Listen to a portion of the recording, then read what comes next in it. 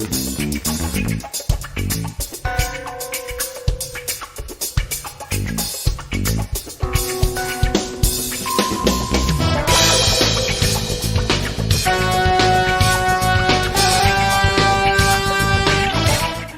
to the latest installment of the Black Cat Book Club, where today I'll be looking at not one, not two, but 3 books, all courtesy of the master himself, Stephen King. Today I am taking a look at the books that have come to be known as the Mr. Mercedes Trilogy.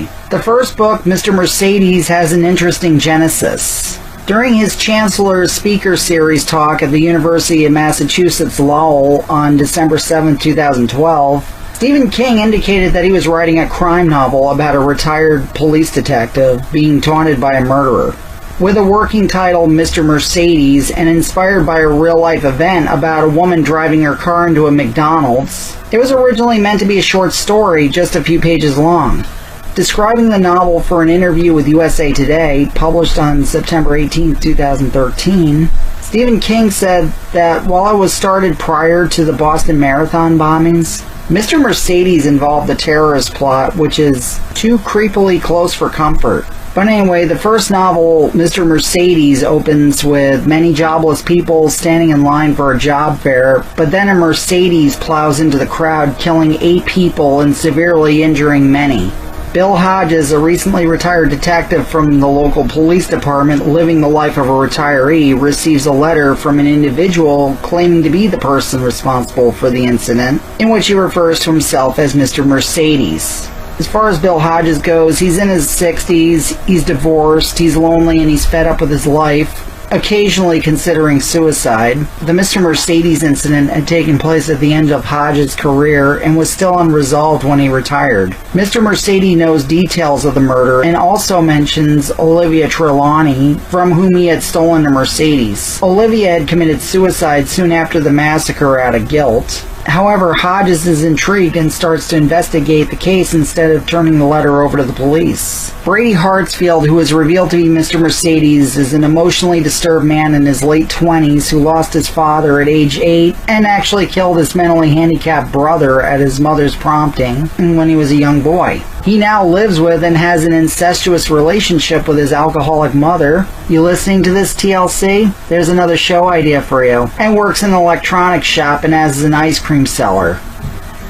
Riding in a van, this second job enables him to observe Hodges and Hodges' neighbors, among them 17-year-old Jerome Robinson, who does little chores for Hodges. During his research about the wealthy Olivia Trilogy, Hodges meets her sister Janie, who hires him to investigate Olivia's suicide and the stealing of the Mercedes. Shortly after Bill begins to work for Janie, the two begin dating.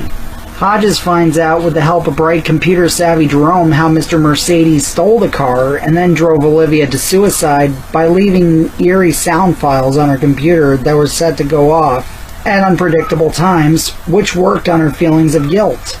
Olivia, when hearing these sounds, believed them to be the ghosts of the victims of the Mercedes massacre. At the funeral of Janie and Olivia's recently deceased mother, Hodges meets Janie's very unpleasant relatives, among them Janie's emotionally unstable cousin Holly. After the funeral, Mr. Mercedes actually blows up Hodges' car, not realizing that Hodges wasn't in the car, but rather Janie was. Hodges feels remorse, but becomes even more eager to solve the case without the help of the police. Holly actually winds up joining Hodges and Jerome in the investigation. Meanwhile, Brady Hartsfield accidentally kills his mother with a poisoned hamburger, which he had prepared for Jerome's dog. With her rotting body in their house, he plans to kill himself by blowing himself up at a giant concert for young girls, by feigning the need for a wheelchair and utilizing explosives hidden inside the wheelchair.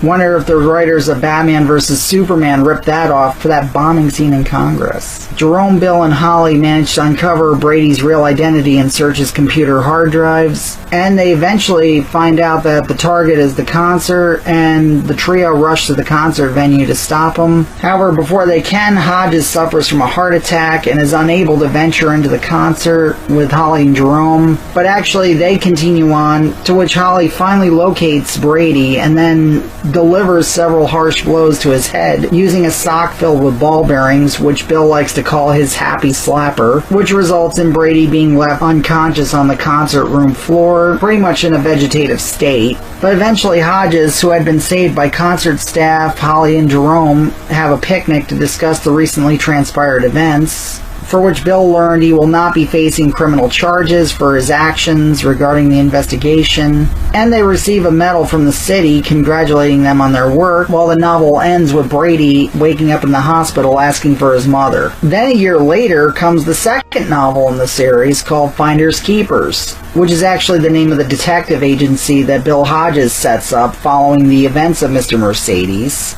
But the plot of this case is different, yet has some ties to the Mr. Mercedes case. It opens in 1978, the year I was born, where petty criminal Morris Bellamy robs and murders acclaimed author John Rothstein for ending his famous Runner trilogy on an unsatisfactory note. Prior to the murder, Rothstein has been in reclusive retirement, never publishing another novel, but continuing to write in private. Morris steals money, but more importantly, he steals invaluable notebooks which contain the last two books of the Runner series. And after the murder, he hides the cash and the notebooks in a trunk buried near a creek behind his childhood home. But before he can actually read the manuscripts, Morris is arrested and sentenced to life in prison for a rape, and Rothstein's murder ends up being unsolved. Then we fast forward to the present day, where Peter Saubers now lives in Morris's old home. His father was disabled in the Mr. Mercedes case, and the Saubers family is on the brink of financial and emotional ruin. Peter discovers the buried trunk and secretly uses the money to keep his family afloat for the next few years, while gradually becoming engrossed in the Rothstein notebooks. When the money runs out, Pete, now a teenager aware of the true value of his discovery, comes up with a plan to profit from the notebooks. And at the same time, Morris, who spent 35 years in prison, has finally been granted parole on the grounds that his victim got cancer. He goes to retrieve the buried trunk only to find it empty, and he becomes obsessed with finding the notebooks and learning the ultimate outcome of the Runner series. His search for the notebooks eventually leads him to Peter's family. And as the cat and mouse game begins, Bill.Hodges is brought into the mix as he seeks to solve the mystery of the unknown benefactor who helped the Saubers through their rough patch.